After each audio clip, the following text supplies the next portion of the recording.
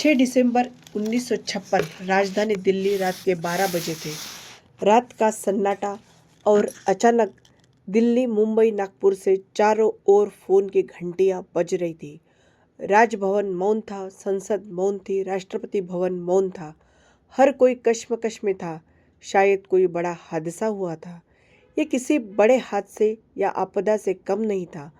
कोई अचानक हमें छोड़कर चला गया था, जिसके जाने से करोड़ों लोग दुख भरे आंसुओं से विलाप कर रहे थे।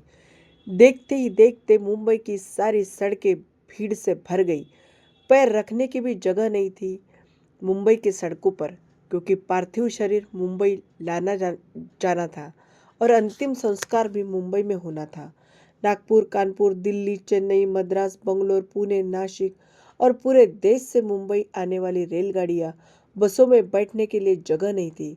सब जल्द से जल्द मुंबई पहुंचना चाहते थे और देखते ही देखते अरब सागर वाली मुंबई जनसागर से भर गई। कौन था ये शख्स जिसके अंतिम दर्शन के लालसा में जनसैलाब रोते बिलखते मुंबई की ओर बढ़ रहा था। जब बड़े बुजुर्ग छोटे छोटे बच्चों से छाती पीट पीट कर रो रहे थे, महिलाएं आक्रोश कर रही थी और कह रही थी कि मेरे पिता चले गए, अब कौन है हमारा। चंदन की चिता पर उसे रखा तो लाखों लोग रुदन से जल रहे थे। अरब सागर अपने लहरों के साथ किनारों पर थपकता और लौट जाता, फिर थपकता, फिर लौट जाता था। शायद अंतिम दर्शन के लिए वह भी जोर लगा रहा था। चिता जली और करोड़ों लोगों की आंखें बरसने लगी। किसके लिए बरस रही थी ये आंखें? कौन था इन सब का पिता? किसकी जलती चिता को देखकर जल रहे थे करोड़ों दिल के अग्निकुंड? कौन था यह जो छोड़ गया था इनके दिलों में आंधियां? कौन था जिनके नाम मात्र लेने से गरज उठी थी बिजलियां? मन से मस्तिष्क तक दौड़ जाता था ऊर्जा का प्रवाह।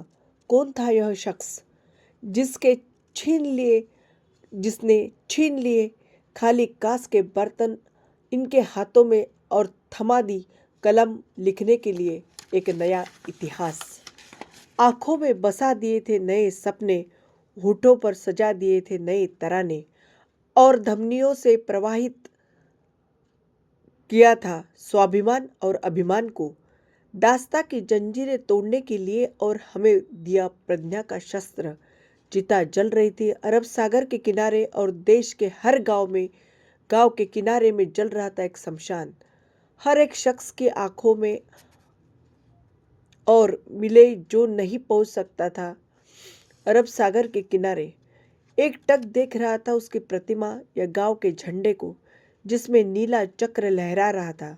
वह बैठा था भूखा प्यास भूलकर अपने समूह के साथ उस जगह जिसे बुद्ध विहार कहता था। गांव शहर में सारे भूखे प्यासे बैठे थे उसकी चिता की आग ठंडी होने का इंतजार करते हुए। कौन सी आग थी जो वह लगाकर चला गया था?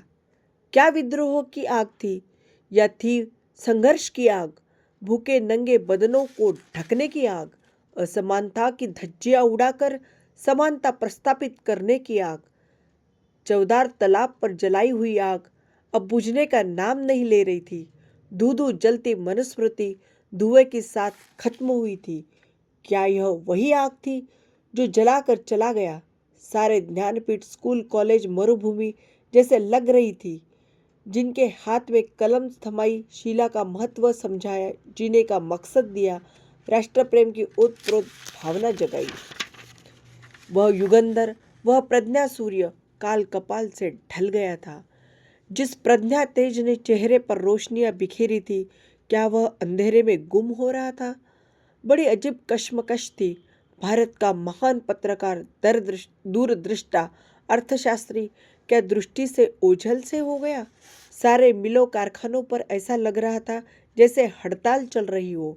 सुबह शाम आवाज देकर जगाने वाली धुआं भरी चिमनियां भी आज चुपचाप थी। खेतों में हल नहीं चला पाया किसान। क्यों? सारे ऑफिस, सारे कोर्ट, सारे कचहरियां सुनी हो गई थी।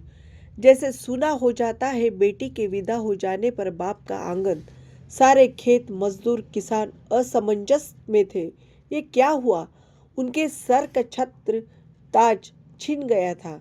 वह जो चंदन की चिता पर जल रहा है, उसने ही तो जलाई थी जबरन जोत मजदूर आंदोलन की। वही तो आधुनिक भारत का था मसीहा। सारे मिलों कारखानों पर ऐसा लग रहा था कि हड़तालें आंदोलनें अपने अधिकारों के लिए उसी की प्रेरणा ही तो थी, जिसने मजदूरों को अपना स्वतंत्र पक्ष दिया और संविधान में लिख दी वह सभी बातें जिन्होंने किसानों, खेतीहरों, मजदूरों के जीवन में खुशियां बिखेरी थी। इधर नागपुर की दीक्षा भूमि पर मातम बिखरा था। लोगों की चीखें सुनाई दे रही थी, बाबा चले गए, हमारे बाबा चले गए। आधुनिक भारत का वह सुपुत्र जिसने भारत में लोकतंत्र का बीजारोपण किया था, जिसने भारत के संविधान को रचकर भारत को लोकतांत्रिक गणराज्य बनाया था, हर नागरिक को समानता, स्वतंत्रता और न्याय का अधिकार दिया था, वोट देने का अधिकार देकर देश का मालिक बनाया था, क्या सचमुच वह शख्स नहीं रहा? कोई भी विश्वास करने को तैयार नहीं था। लोग कह रहे थे, अभी तो यहाँ बाबा की सफेद गाड़ी रुकी। बाबा गाड़ी से उतरे, सफेद पोशाक में देखो, अभी तो बाबा ने पंचशील दिए थे। 22 प्रतिनिधियों की गूंज अभी आसमान में ही थी, गूंज रही थी। वो शांत होने से पहले बाबा शांत नहीं हो सकते। भारत के इतिहास ने एक नई करवट ली थी। जनसैलाब मुंबई की सड़कों पर बह रहा था।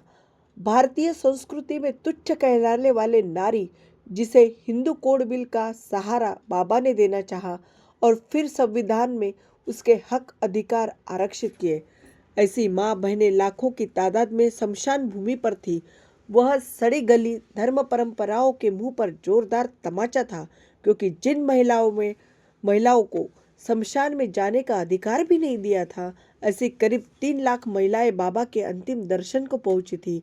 आज का यह युगंधर संविधान निर्माता, प्रज्ञा तेज, प्रज्ञा सूर्य, महासूर्य, कल्प पुरुष नवभारत को नवचेतना देकर चला गया था। एक ऊर्जा स्रोत देकर असमानता, स्वतंत्रता, समानता, स्वतंत्रता, न्याय, बंधुता का पाठ पढ़ाकर उस प्रज्ञा सूर्य की प्रज्ञा किरणों से रोशन होगा हमारा समाज और हम।